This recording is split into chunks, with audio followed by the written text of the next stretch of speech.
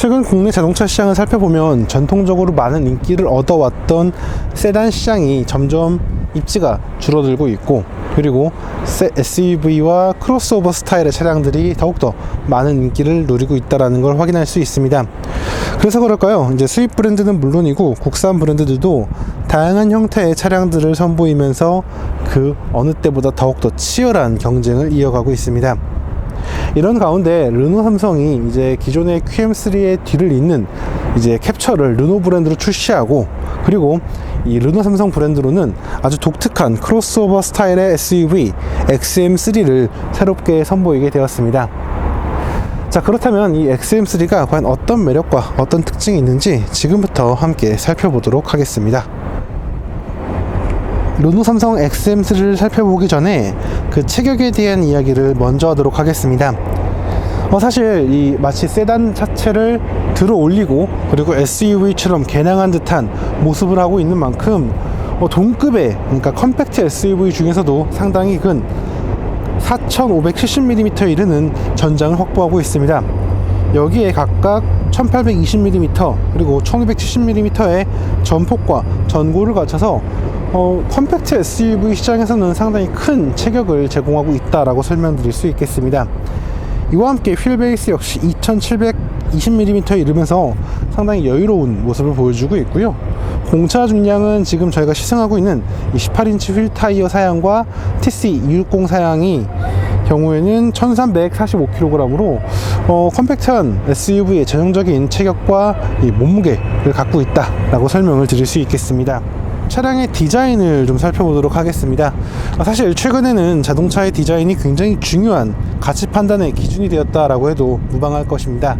그런 관점에서 본다면 이 르노 삼성 XM3는 단순히 예쁜 디자인을 뛰어넘어 패셔너블한 패션카의 가치를 갖고 있는 그런 디자인을 갖고 있다라고 생각이 됩니다. 먼저 전체적인 차량의 외형도 외형이겠지만 이 르노 특유의 프론트 그릴과 헤드라이트의 조합은 상당히 세련되면서도 매력적인 요소라고 할 수 있겠습니다. 이 C자형 DRL도 그렇고요, 헤드라이트 형태라던가 바디킷의 스타일, 전체적으로 SUV의 그런 강인함을 연출하기보다는 굉장히 세련되면서도 패셔너블한 그런 감성을 제시하고 있습니다. 개인적으로 지금 시승 차량이 하얀색이어서 좀 아쉽다라는 생각이 들 정도예요. 차라리 빨간색이라던가 오렌지 컬러라던가 이런 블루 컬러 같이 좀 강렬한 색상이 더해졌으면 그러한 패션카의 감성이 더욱더 돋보이지 않았을까라고 생각이 됩니다. 측면을 오게 되면 이 XM3 특유의 디자인을 확인할 수 있습니다. XM3 특유의 이 낮은 보닛 그리고 루프를 거치면서 살짝 올라갔다 다시 낮아지는, 사실 이 벨트 라인 기준으로 위쪽만 본다면 그냥 세단 모델이라고 해도 과언이 아닐 것 같아요. 정말 아마 이 차의 클래딩 가드를 없애고 이렇게 휠하우스를 좀 좁혀서 내면은 그게 SM3 후속이 아닐까? 라는 생각이 들 만큼 전형적인 세단 형태의 실루엣을 갖고 있는데 덕분에 굉장히 독특한 이 SUV의 가치를 제시하고 있는 것 같아요. 이 루프 라인이라던가 이 팬더의 볼륨 라인 이런 것들을 다 살릴 수가 있어가지고 굉장히 세련된 모습을 하고 있고요.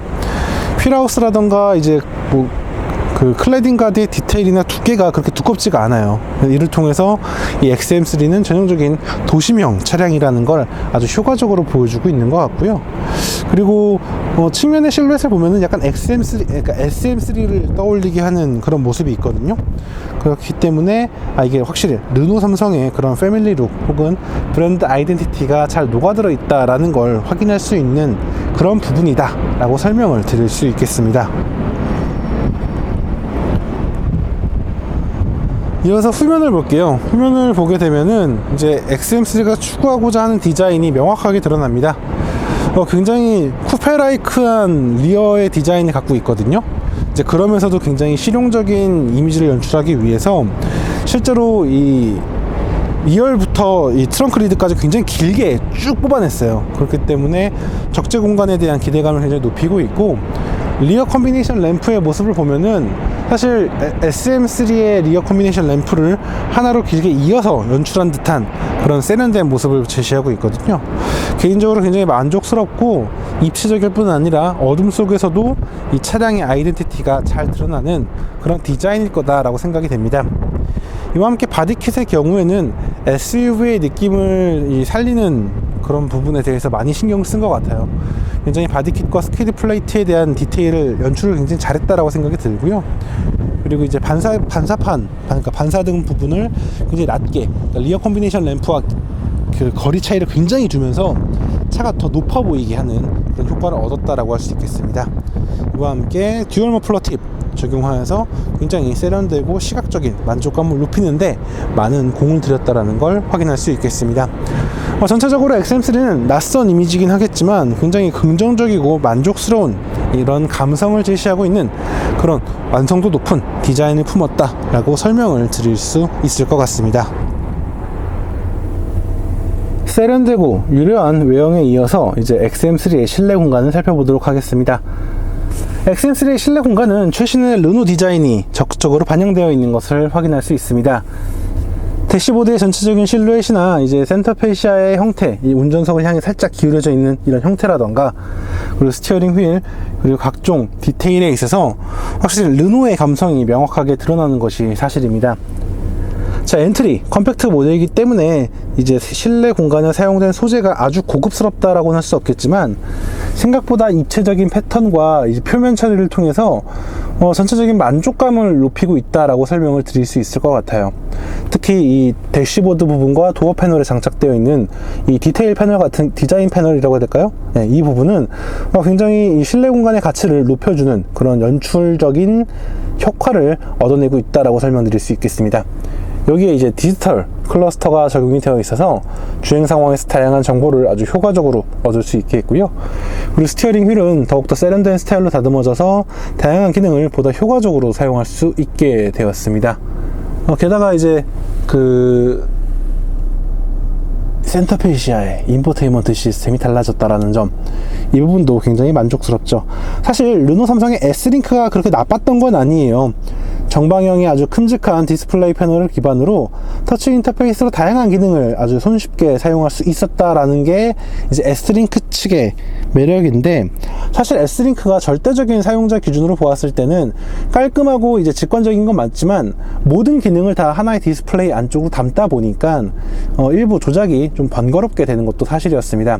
그러나 이제 이 XM3에 적용된 이지링크, 이제 최신의 이지링크를 보면요, 일단 기본적으로 아날로그 타입으로 뺄 수 있는 부분은 충분히 빼놨어요. 특히 공조 부분을 아날로그 타입으로 이제 아날로그 버튼과 다이얼로 구성할 수 있도록 하였기 때문에 더욱더 직관적이고 빠른 조작이 가능해졌습니다. 그리고 이제 이지링크 같은 경우는 디스플레이의 그래픽 테마가 한층 개선되었고요. 해상도라던가 이제 해상도는 물론이고 이제 트리거 탭이라고 해야 될까요? 플로우, 네, 트리거 플로우도 굉장히 간결해졌기 때문에 이전보다 사용성이 더 우수해졌다라고 설명드릴 수 있겠습니다. 이와 함께 흔히 컴팩트 SUV 경우에는 이제 기어 레버의 위치가 굉장히 애매하거나 혹은 인체공학적으로 좀 어려움이 있었거든요. 그런데 이 센터 터널의 높이를 살짝 한 단계 높여주면서 기어 레버를 그 위에 장착을 하면서 사용성이 굉장히 좋아졌다라고 설명을 드릴 수 있겠습니다. 덕분에 전체적으로 만족감이 굉장히 좋아졌고요. 그리고 실제 차량을 사용할 때 이런 전체적인 조작감, 사용감, 이런 부분이 개선이 되어서 차량의 가치가 더욱더 높아졌다라고 설명을 드릴 수 있겠습니다. 한편 차량 실내 공간 같은 경우는 뭐 컴팩트 SUV의 전형적인 모습이에요. 전장과 휠베이스가 길다곤 하지만 기본적으로 캐빈룸, 특히 1열 공간의 그런 형태는 여느 컴팩트 SUV들과 동일하다고 보시면 되겠습니다.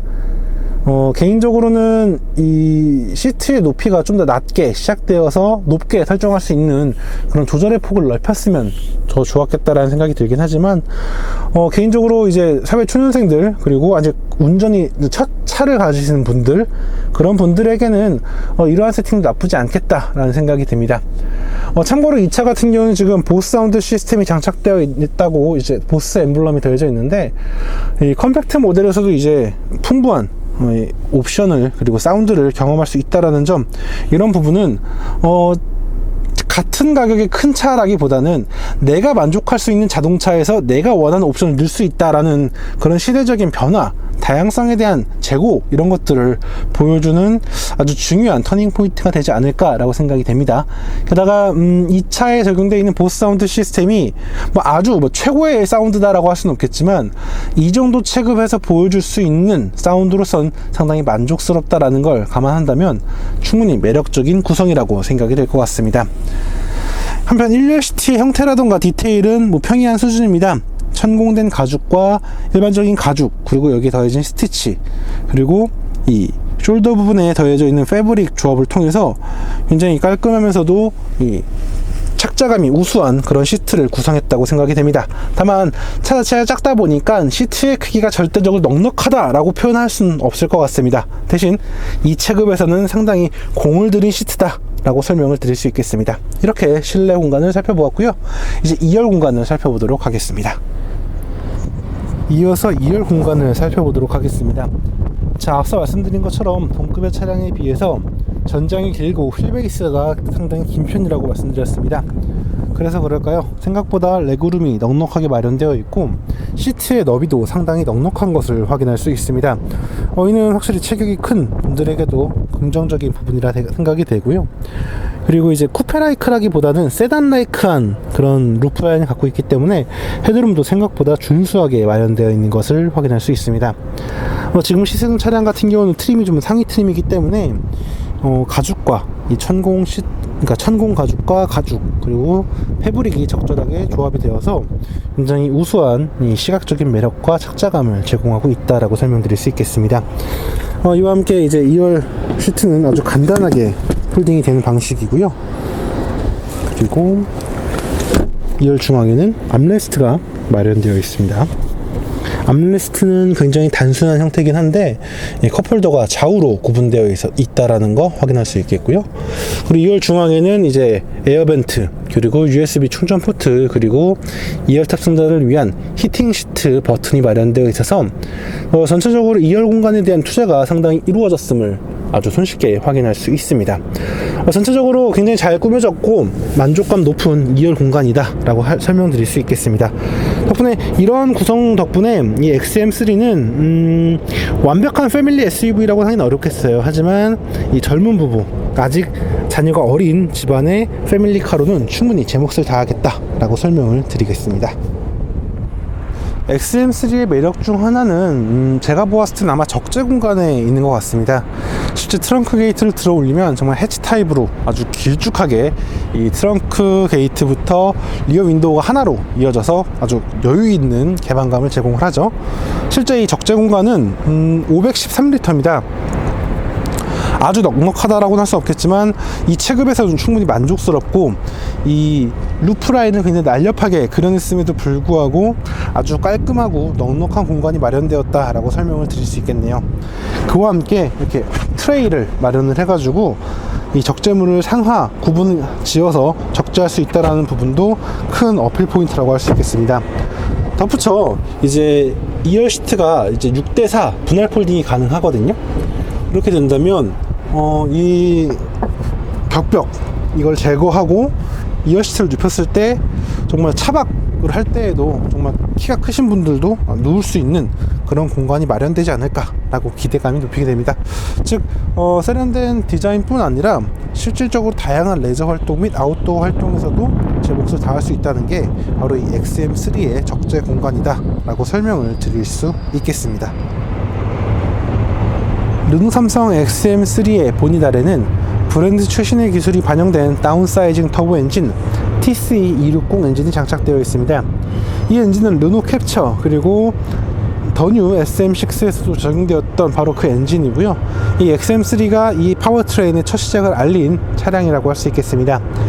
1.3L의 작은 배기량에서 152마력과 26.0kgm라는 아주 준수한 토크를 제시하고 있고요. 여기에 7단 EDC 그리고 전륜 구동의 레이아웃을 통해서 이 컴팩트 SUV에게 기대하는 경쾌한 움직임을 자랑하고 있습니다. 이와 함께 효율성 부분에서도 상당히 준수한 모습인데요. 실제 공식 재원에 따르면 지금처럼 18인치 휠 장착이 되어 있을 때에는 복합 기준 13.2km/L의 연비를 확보를 했고요. 그리고 도심과 고속 연비는 각각 11.8 그리고 15.3km/L로 전체적인 차량의 성능이라던가 차량의 체급 이런 걸 고려했을 때 굉장히 합리적이고 매력적인 효율성을 갖췄다라고 설명드릴 수 있겠습니다. 함께 살펴본 르노 삼성 XM3는 정말 매력적인 디자인과 참신한 디테일을 갖고 있는 차량이라 생각이 듭니다.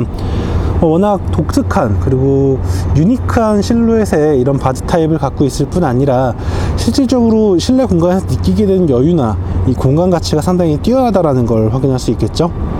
게다가 단순히 새로운 시도뿐 아니라 디자인적인 완성도 그리고 파워트레인이라던가 편의사양, 안전사양 등의 갖춤에 있어서도 상당히 매력적인 모습을 보여주고 있다는 점은 분명 소비자들의 이목을 끌 수 있는 요소라고 생각이 됩니다. 사실 시장에서는 이 차에 어떻게 보면 직접적인 경쟁 모델은 없다고 생각이 돼요. 이렇게 생긴 차가 흔치 않으니까요.